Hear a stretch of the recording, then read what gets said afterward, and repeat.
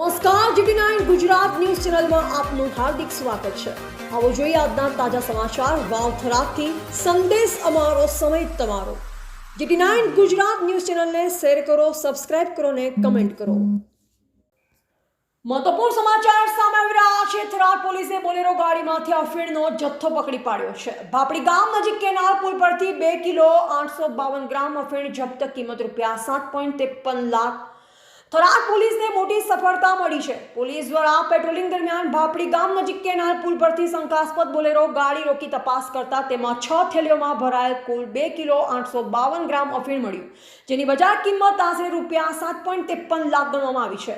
મળતી માહિતી મુજબ આઉટપોસ્ટ પોલીસ કોન્સ્ટેબલ પ્રવીણભાઈ નારણાજી તથા વસરામભાઈ ગણેશભાઈ પેટ્રોલિંગ દરમિયાન શંકાસ્પદ ગાડી નંબર GJ13CC 7382 ને રોકી તપાસ કરતા ડ્રાઈવર તરીકે પ્રકાશભાઈ દેવસીભાઈ રબારી, ઉંમર વર્ષ 27, રહે ભાપડી તાલુકા થરાદ હોવાનું બહાર આવ્યું।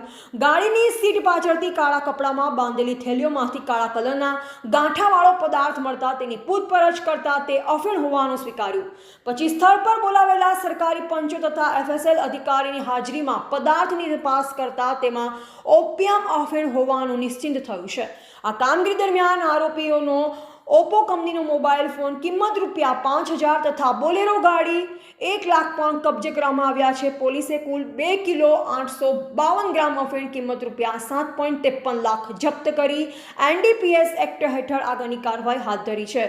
Bureau report Ranabhai Paregi, Banaskantha.